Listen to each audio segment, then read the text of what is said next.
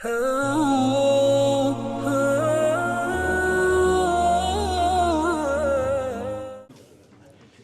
الله الرحمن الرحيم الحمد لله والصلاة والسلام على رسول الله. Let us carry on talking about zakah. I know we started to speak about the qualities of success, and then we moved to talk about zakah. Inshallah, we'll go back to the qualities of success later. Now, previously, we spoke about the importance of zakah, the obligation of zakah. And we said that zakah is what? The third pillar of Islam. Yes? And we said zakah is actually barakah. Barakah for your wealth, barakah for yourself, barakah for your family, barakah for everyone.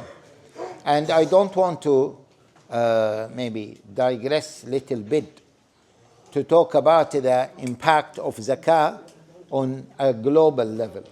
Yes? Or, sorry, a national level first, and then a global level in terms of economy.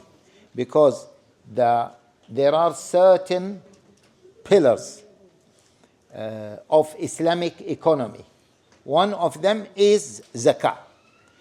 And the philosophy behind it is, as Ibn Khaldun said, and Adam Smith from Glasgow in the 18th century, he took it from Ibn Khaldun, although he claimed it to himself. And if you remember, Boris Johnson mentioned this principle, that when the money rotates and is not stagnant, the money increases. So this is part of it. When the money is circulating among people, then the money will increase. But if everyone holds whatever money he or she has, then the money will diminish eventually. So this is from a financial or from a macroeconomic perspective. We'll not discuss that because of time. Now, brothers, I'll make it very simple, straightforward. And believe me, so many people don't know the basics of zakah. For example, we have two types of obligatory zakah. We have two types of obligatory zakah. Zakatul Fitr, yes, and Zakatul Mal. Zakatul Mal is connected to the wealth. Zakatul Fitr is connected to the individuals. Zakatul Fitr is to be paid just before the Eid, yes, before Eid al-Fitr. During Ramadan, some scholars allowed it, but it has to be paid, as Ibn Abbas radiallahu ta'ala anhu said, that the Prophet sallallahu alayhi wasallam said, or he said, Ibn Abbas, sorry, فرض رسول الله صلى الله عليه وسلم زكاة الفطر صاعا من طعام طهرة للصائم من أداها قبل الصلاة فهي زكاة متقبلة ومن أداها بعد الصلاة فهي صدقة من الصدقات. The Prophet sallallahu alayhi wasallam made it obligatory to give Zakatul Fitr. It is a purification for the fasting people. It should be given before what? Before Salatul Eid. So, Zakatul Fitr is an amount of food, staple food, like rice, as in Hadith Abi Sa'id al-Khidri, he said, كنا نخرجها, we used to give Zakatul Fitr during the time of the Prophet sallallahu alaihi wasallam from the food that can be stored. So he mentioned wheat, flour, he mentioned dates as well. So this is Zakat al-Fitr, an amount called sa'. Sa'. The amount of sa', it is a container that takes around 2.5 kg of wheat, okay, of wheat. And that amount to be given per individual, okay, per individual.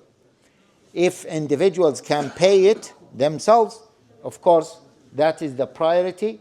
If they cannot, then the head of the family has to pay on behalf of the individuals, including children. Yeah? 1 sa' per person.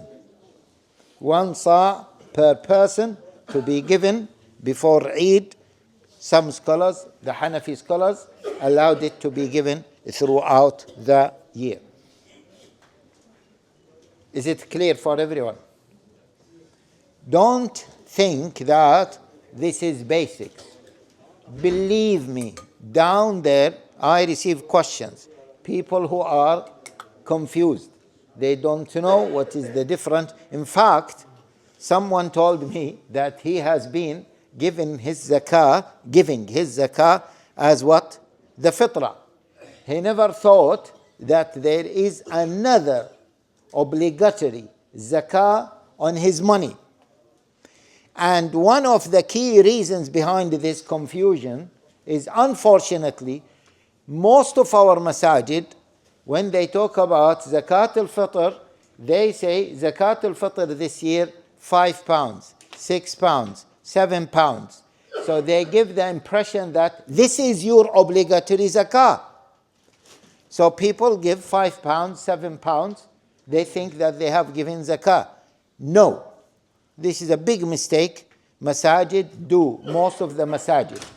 The Prophet ﷺ never said Zakatul Fitr is £5 or $5 or this amount of gold. The Prophet ﷺ obliged us to give Zakatul Fitr as what? As food. Yeah? However, some scholars, the Hanafi scholars, allowed what? A replacement for food. Yeah? A replacement for food. But definitely the sunnah is to what? To give food. In fact, the Prophet ﷺ, as we mentioned in Hadith ibn Abbas, the Prophet ﷺ said, طُعْمَةً لِلصَّائِمِ, means what? Food, yeah? Food, yes, on behalf of the fasting person. Okay, food. Now, in the UK, it is difficult to give food. So what we do, the masajid collect money, and some of them, they use the money to what? Buy food in poor countries. So when they are estimating that the price of this container of food, of rice, or maybe pasta, yeah, is £5. So they say to you, what? Zakatul Fitr this year is £5. This is wrong. They should not use this language. And every single year, yeah, I mention this, and every single year people come. How come this masjid zakah, yeah, is £5? The other masjid zakah is £4. How come? Zakah is fixed. I say, yeah, that I agree with you, because the masajid make this mistake. They mention the amount they use to buy the food. So they say £5, £4, £7, etc. I hope that this point is clear. Yes, everyone? Yes. Okay, maybe we can elaborate on this later. So this is what, brothers, Zakatu al-Fitr. Fitrana, Fitr, call it whatever you call it. Clear? This is what? Zakatu al-Fitr. Connected to what? Beings. Yeah? Human beings. It's not connected to the wealth. Okay? Kunna nu'addiha. We used to give it on behalf of the old, the young, the female, the male, as Ibn Umar radiallahu ta'ala anhu said. So it is connected to what? Individuals. And you don't need to be a rich person in order to what? to give Zakat al-Fitr. In fact, some scholars said that in certain circumstances, you might be a poor person and you still what? Give Zakat al-Fitr. So this is what? Zakat al-Fitr. Zakat al-Mal is connected to what? To the wealth, not to the bodies, not to the individuals. Okay? And inshallah, tomorrow we will be speaking about Zakatu al-Mal. Inshallah. Jazakum Allah khair.